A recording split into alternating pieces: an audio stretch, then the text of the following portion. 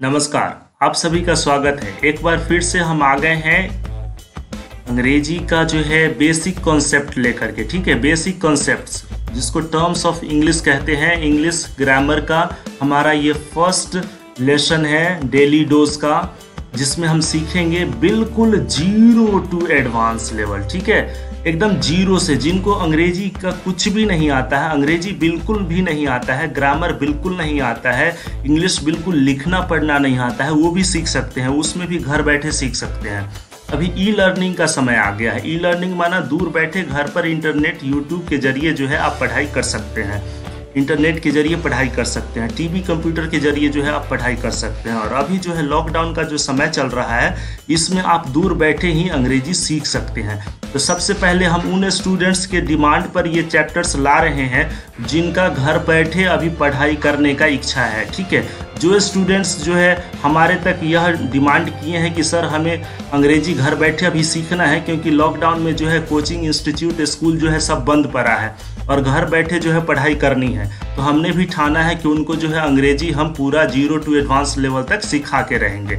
चलो आप लोग भी एक बार ठान लो, कॉपी और कलम लेकर के बैठिए और ध्यान से जो है पढ़ाई करना शुरू कीजिए। चाहे वो बड़े हो, बुजुर्ग हो, छोटे हो, बड़े हो। ठीक है, जिनको भी अंग्रेजी सीखना है उन्हें सबसे पहले जो है ये क्लासेस जो है, वीडियो क्लासेस जो है ध्यान से सुनना है। और जब भी सुने तो आप नोटबुक और पेन लेकर के बैठिए और पढ़ाई करिए। एक बार अगर आप बढ़िया से ध्यान से सीख लीजिएगा तो फिर दोबारा जो है आपको पढ़ने की ज़रूरत नहीं पड़ेगी, ऐसा मेरा मानना है।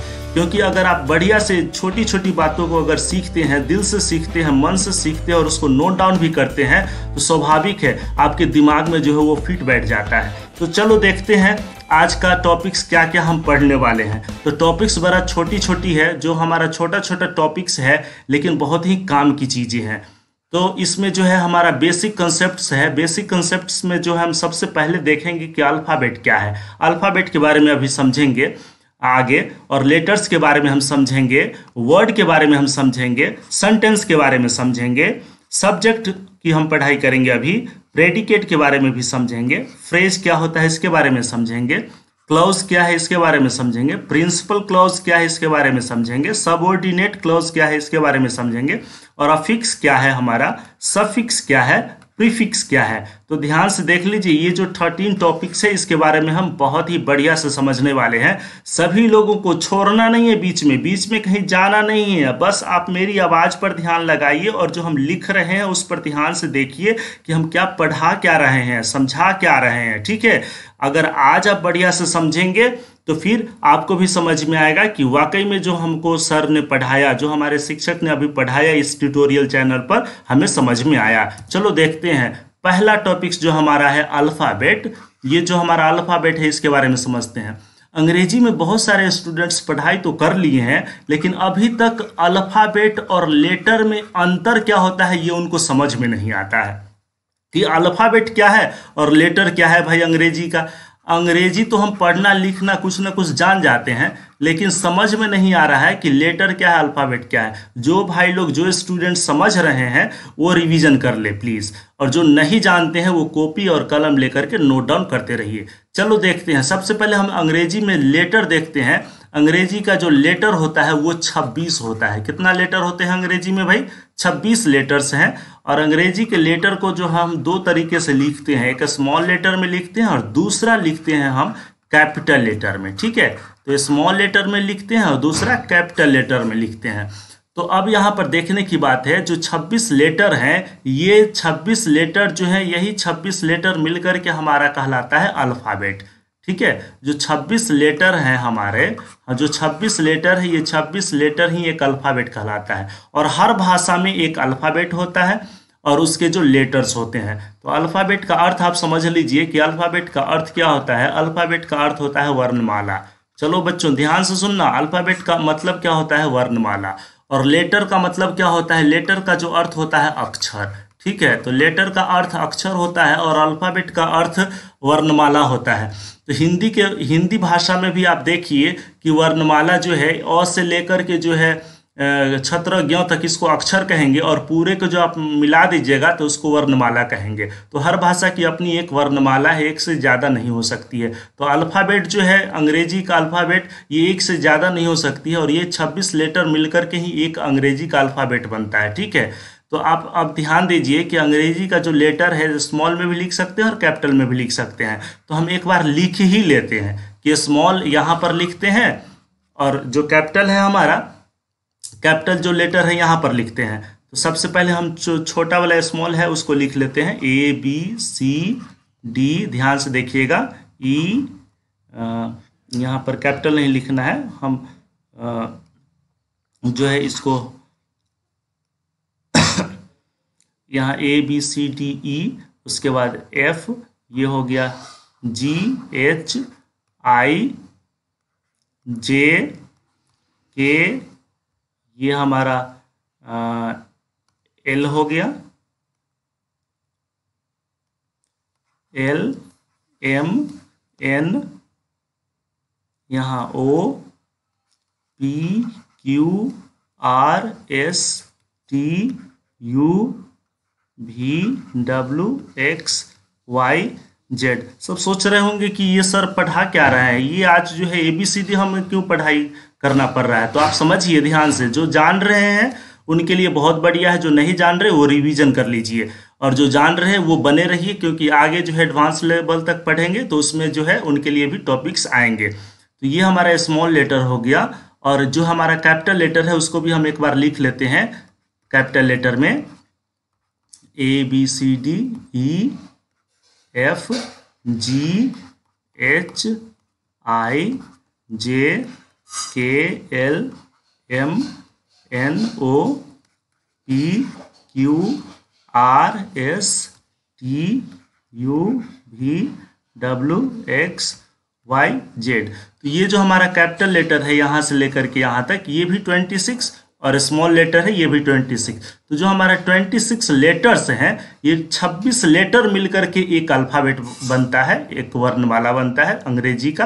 तो अब आप समझ गए होंगे कि अल्फ़ाबेट क्या है और एक माना 26 लेटर, माना अंग्रेजी में 26 लेटर मिलकर के एक अल्फ़ाबेट बनता है और अंग्रेजी के अल्फ़ाबेट में 26 लेटर होते हैं। ठीक है, और लेटर्स जो होते हैं वो दो तरीके से लिख सकते हैं, स्मॉल लेटर और कैपिटल लेटर। बाकी आप कर्सिव में लिखना चाहे तो लिखिए, 4 लाइन में लिखिए, 2 लाइन में लिखिए, वो फिर आपके सीखने के ऊपर है, निर्भर करता है। यहाँ पर मुझे जो बताना था स्मॉल में लिख सकते हैं और दूसरा कैपिटल में लिख सकते हैं। चलिए हम आगे समझते हैं वर्ड क्या है। अगर आप समझ गए होंगे कि अंग्रेजी व अल्फ़ाबेट जो है उसमें 26 लेटर्स होते हैं और हर एक लेटर जो है, हर एक लेटर को अगर हम सही रूप से लिख देते हैं, ठीक है, यहाँ पर समझिएगा वर्ड क्या है, हम यहीं पर समझा रहे हैं। सबसे पहले हम आपको उदाहरण बताते हैं, फिर इसका डेफिनेशन भी समझिएगा। अगर हर जो लेटर है अंग्रेजी का जो 26 लेटर है, अगर इस लेटर को आप सही रूप से, अगर आप एक एक लेटर को सही ढंग से अगर आप लिख देते हैं तो आपका वर्ड बन जाता है। ठीक है, ध्यान से सुनिए, लेटर को मिलाने से वर्ड बनता है। ध्यान से सुनिएगा, लेटर को सही रूप से मिलाने पर एक वर्ड का निर्माण होता है।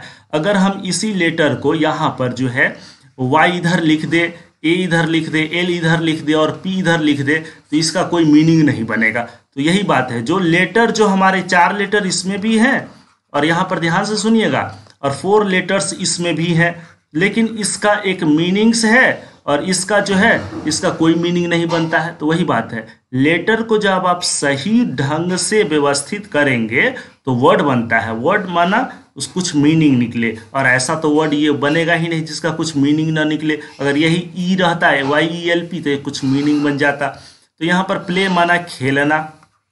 तो चलो हम यहाँ पर जो है देखते हैं, ये जम्बल्ड वर्ड, जम्बल्ड लेटर हो गया। इसी जम्बल्ड लेटर को हम सही रूप से यहाँ पर लिख दिए हैं। तो फिर दूसरा देखो यहाँ पर WRITE, यहाँ पर 5 लेटर मिलकर के जो है एक वर्ड बन गया। इसका मतलब होता है लिखना। तो वर्ड क्या है, जब लेटर्स का कॉम्बिनेशन सही रूप से हम मिलाए तो हमारा क्या बनता है, वर्ड बनता है। तो वर्ड का मतलब आप लोग समझ गए होंगे कि वर्ड क्या है और लेटर क्या है, अल्फ़ाबेट क्या है। तो वर्ड मीन्स क्या, a combination of letters that creates some sense is called a word. इसका मीनिंग यहाँ पर डिफिनेशन लिख लो। क्या क्या डिफिनेशन लिखना है, a combination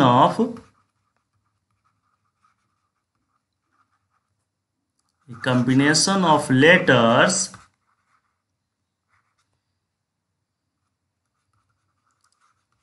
that gives some sense। ठीक है, तो हमारा वो क्या कहलाएगा, वर्ड कहलाएगा। चलो अभी हम लोगों ने दो चीज सीख लिया, एक अल्फाबेट सीखा कि अल्फाबेट क्या कहेंगे। अल्फाबेट में 26 लेटर्स होते हैं और लेटर के कॉम्बिनेशन, लेटर के सही कंबाइन करने पर हमें वर्ड की प्राप्ति होती है, वर्ड मिलता है। चलो हम आगे समझते हैं सेंटेंस क्या है।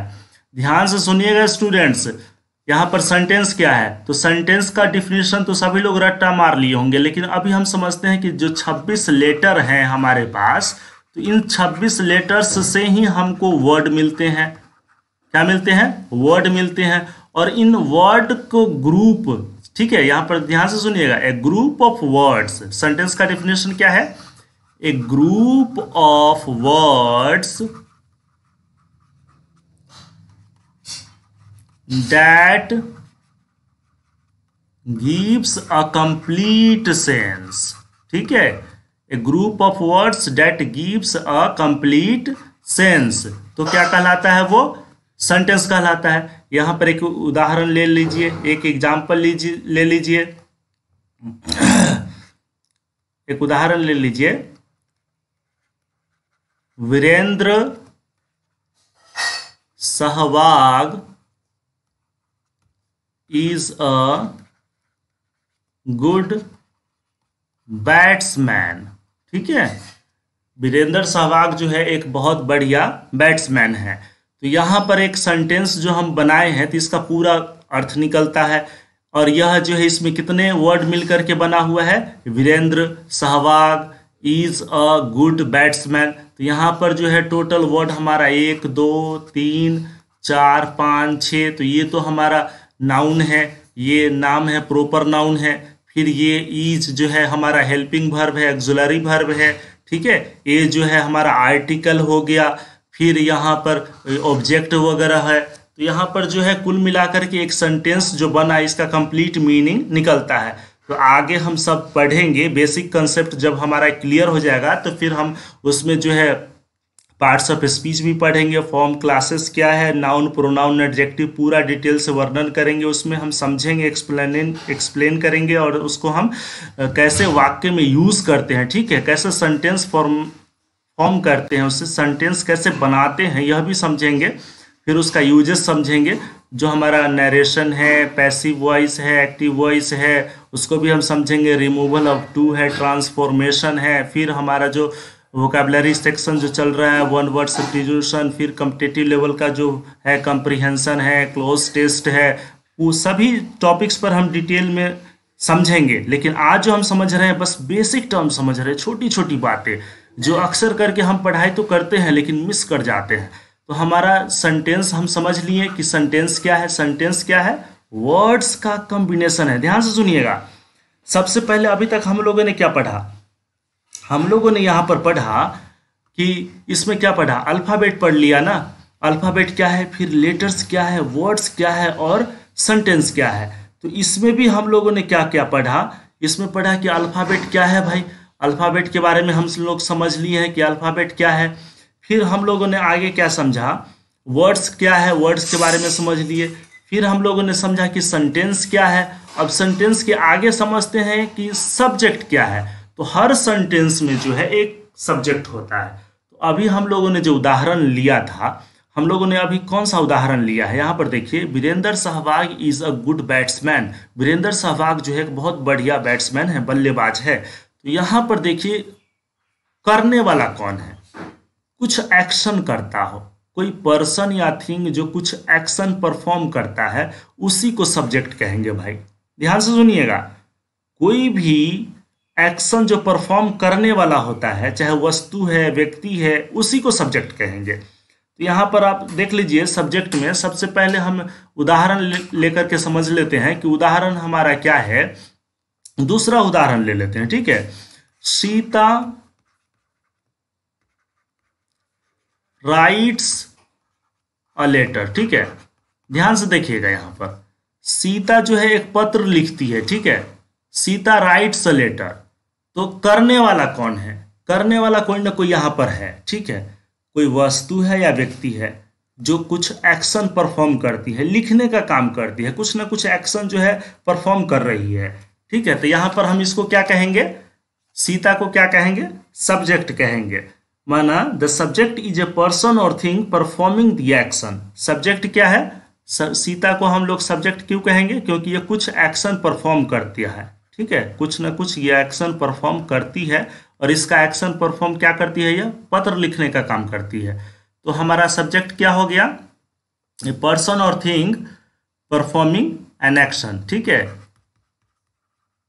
ए पर्सन और thing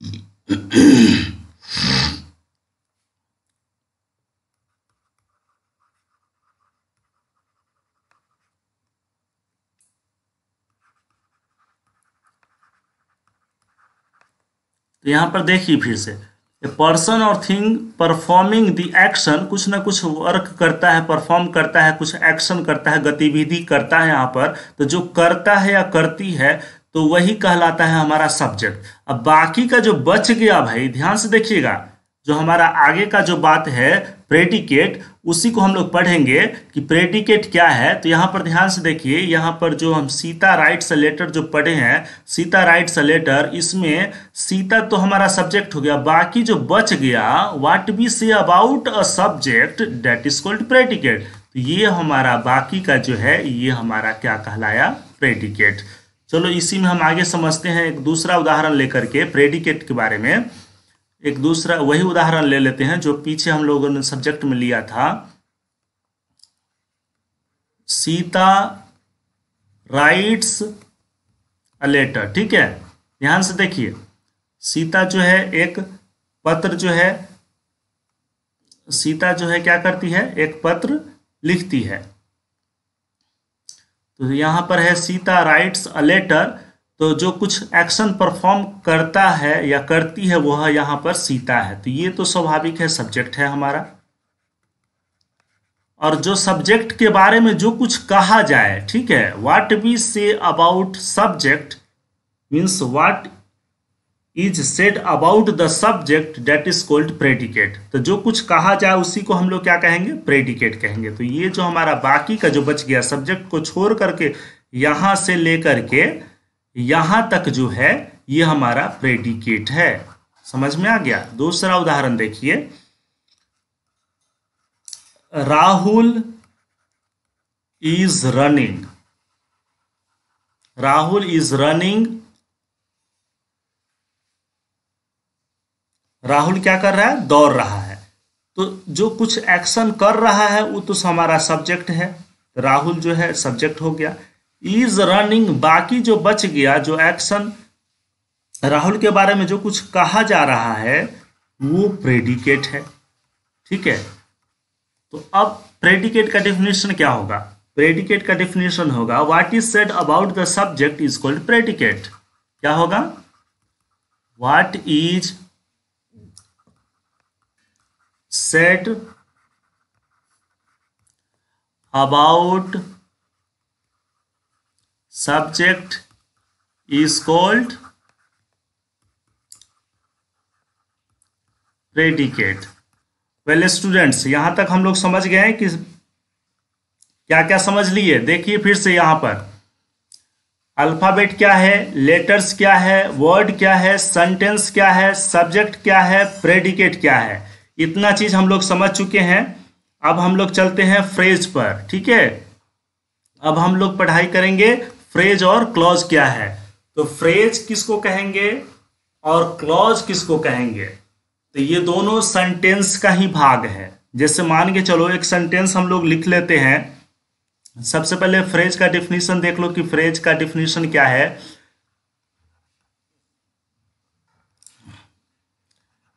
A phrase is a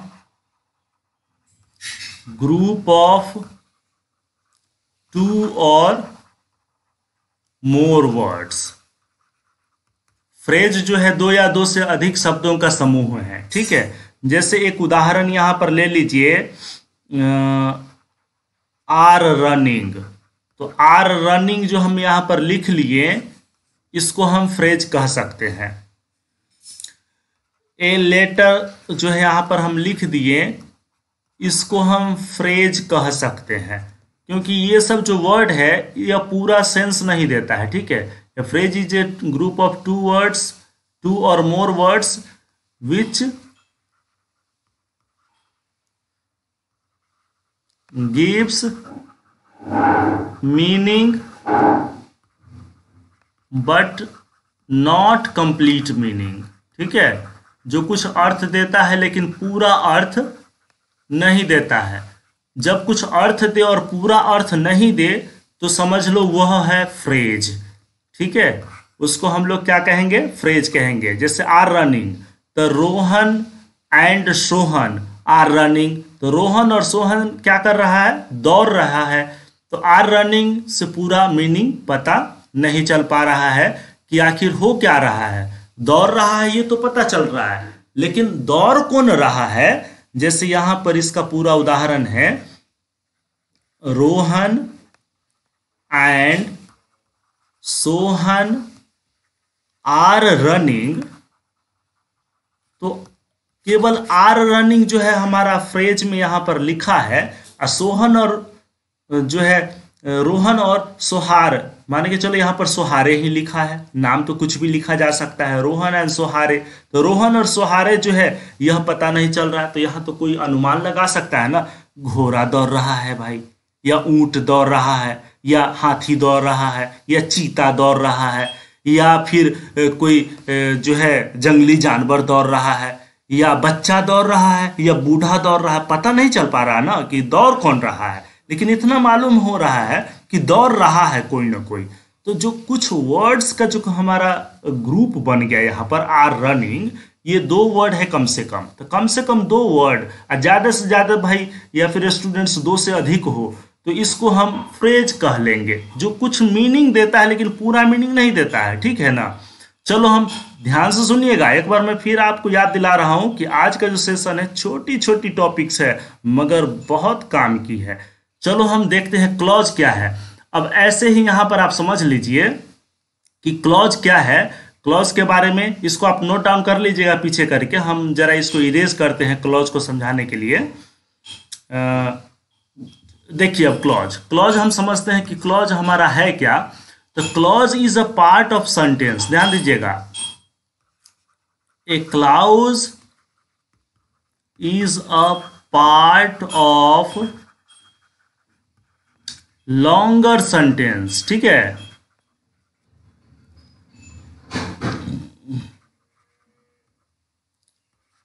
which has a subject and a verb.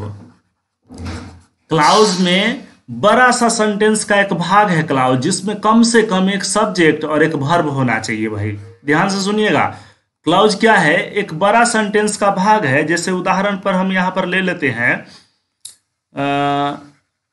Raman drives a car but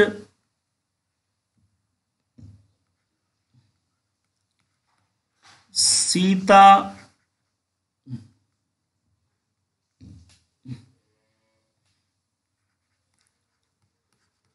rights a letter, ठीक है। तो यहां पर आप समझिए, रमन जो है कार चलाता है परंतु सीता एक पत्र लिखती है। तो यहाँ कॉम्बिनेशन नहीं मिलाना है, यहाँ पर यहाँ ये देखना है कि जो हमारा सेंटेंस है उसमें रमन ड्राइव से कार, यहां से एक क्लॉज हो गया। दूसरा, but Sita writes a letter, लेकिन सीता कार नहीं चलाती है, वह क्या करती है? एक पत्र लिखती है उसी समय में। तो जो सीता एक पत्र लिखती है, तो जो सीता राइट्स अ लेटर है, ये एक बट से ऐड किया हुआ है, बट से कनेक्ट किया हुआ है। इसको कनेक्टर बोलते हैं भाई, ध्यान से सुनिएगा। इसको कनेक्टर, बट को क्या कहेंगे? कनेक्टर कहेंगे। इसी को हम लोग कहते हैं, क्या कहते हैं? कनेक्टर, ठीक है, कंजंक्शन कहते हैं। तो रमन ड्राइव से car but Sita writes a letter. तो यहाँ पर रमन ड्राइव से कार, ये एक क्लॉज है, यहाँ पर लिख देते हैं रमन ड्राइव्स ए कार, ये क्लॉज है। कैसे क्लॉज है? तो क्लॉज में क्या क्या होना चाहिए? एक सब्जेक्ट होना चाहिए और एक वर्ब होना चाहिए, ठीक है। ध्यान से सुनिए। तो एक सब्जेक्ट, माना सब्जेक्ट किसको कहेंगे? जो कुछ एक्शन परफॉर्म करता है। इससे पहले हम आपको पढ़ाए हैं, ध्यान से सुनिएगा। तो जो कोई एक्शन परफॉर्म करता है, जैसे रमन ड्राइव से कार, रमन जो कुछ एक्शन परफॉर्म कर रहा है कार चलाने का, तो रमन को हम लोग कहेंगे सब्जेक्ट, ठीक है। तो ये हमारा सब्जेक्ट है और एक वर्ब होना चाहिए, जो कुछ किया जा रहा है, ठीक है। तो यहाँ पर ड्राइविंग का जो कार्य हो रहा है, ये हमारा वर्ब है, ठीक है। तो ये हमारा जो वर्ब है, तो इसमें एक सब्जेक्ट भी है और एक वर्ब भी है। तो वर्ब हम आगे के चैप्टर में पढ़ेंगे डिटेल्स में कि होता क्या है वर्ब, नाउन क्या होता है, प्रोनाउन क्या होता है, एडजेक्टिव क्या होता है, एडवर्ब क्या होता है, सबके बारे में हम डिटेल से पढ़ेंगे। लेकिन आज देखिए कि फ्रेज जो है इसके बारे में समझे और क्लॉज क्या है। तो ये जो हमारा एक क्लॉज है, तो पहला क्लॉज ये है और दूसरा क्लॉज है Sita but Sita writes a letter. तो दूसरा क्लॉज हमारा ये है, तो सीता राइट्स अ लेटर, उसके पहले बट लगा हुआ है, तो ये हमारा कनेक्टर्स हो गया, ठीक है, कंजंक्शंस हो गया। तो अब हम समझ गए कि इसमें दो क्लॉज है। तो पहले वाले क्लॉज को हम लोग कह सकते हैं प्रिंसिपल क्लॉज और दूसरे वाले क्लॉज को कह सकते हैं सबऑर्डिनेट क्लॉज। तो आप लोग यहाँ पर समझ गए होंगे कि फ्रेज क्या है? दो या दो से अधिक शब्दों का समूह है जिसमें कुछ अर्थ निकलता है लेकिन पूरा अर्थ नहीं निकलता है। लेकिन क्लॉज क्या है? एक बड़ा सा सेंटेंस का एक छोटा भाग है जिसमें कम से कम एक सब्जेक्ट हो और दूसरा एक वर्ब होना चाहिए, तो उसको हम लोग क्लॉज कहेंगे, माना बड़ा वाक्य का एक छोटा सा उपवाक्य। ओके स्टूडेंट्स, चलो हम लोग देखते हैं क्लॉज का टाइप क्या है। तो क्लॉज जो हम लोग पढ़ लिए हैं ना, जो क्लॉज हम लोग पढ़ लिए हैं, ध्यान से सुनिएगा, बड़ा ही इंपॉर्टेंट टॉपिक्स चल रहा है अभी। तो जो क्लॉज जो हम पढ़ लिए हैं, तो क्लॉज का जो टाइप है, तो पहला टाइप को हम लोग कहेंगे प्रिंसिपल क्लॉज। क्या कहेंगे? Principal clause. दूसरा को क्या कहेंगे? सबऑर्डिनेट क्लॉज, ठीक है। प्रिंसिपल क्लॉज और सबऑर्डिनेट क्लॉज। तो हम लोग प्रिंसिपल क्लॉज क्या है पढ़ेंगे और सबऑर्डिनेट क्लॉज क्या है पढ़ेंगे। जैसे एक उदाहरण यहां पर ले लीजिए, बहुत बढ़िया सा उदाहरण है, इफ यू वर्क हार्ड, ठीक है, ध्यान से, यहां पर एक उदाहरण है, इफ यू वर्क हार्ड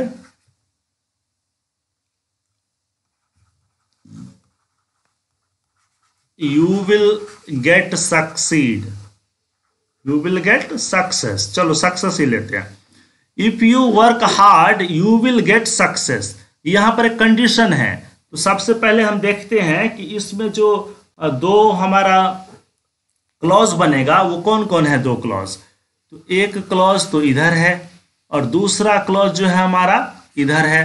तो इसमें भी एक जो सब्जेक्ट है और दूसरा क्या है, दूसरा वर्ब है। एक सब्जेक्ट हो गया और दूसरा जो है वर्ब हो गया। इसमें भी एक सब्जेक्ट हो गया और दूसरा क्या है, वर्ब है, तो क्लॉज कहलाएगा। इतना तो हम समझ गए कि क्लॉज में कम से कम एक सब्जेक्ट होना चाहिए और एक वर्ब होना चाहिए। तो माना clause is a part of longer sentence in which have a subject and a verb, तो ये क्लॉज है। अब प्रिंसिपल क्लॉज, माना प्रिंसिपल क्लॉज क्या कहेंगे, किसको कहेंगे, और सबऑर्डिनेट क्लॉज किसको कहेंगे, तो ये समझना है हमको।